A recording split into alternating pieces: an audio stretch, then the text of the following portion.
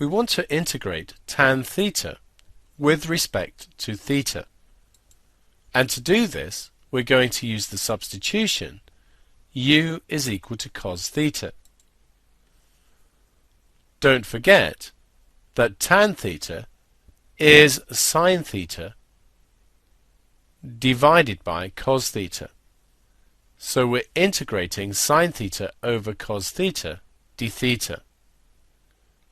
If u is cos theta, then differentiating du d theta is equal to minus sine theta.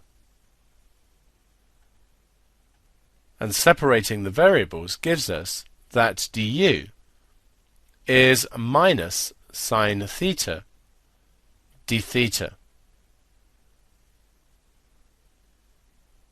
So minus du is equal to sine theta d theta.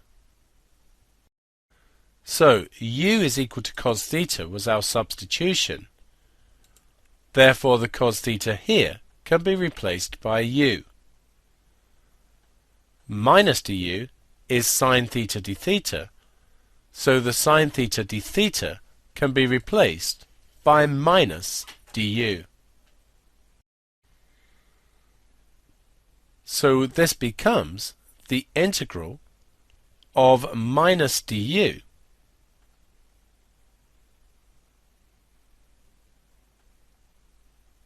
and we have 1 over u.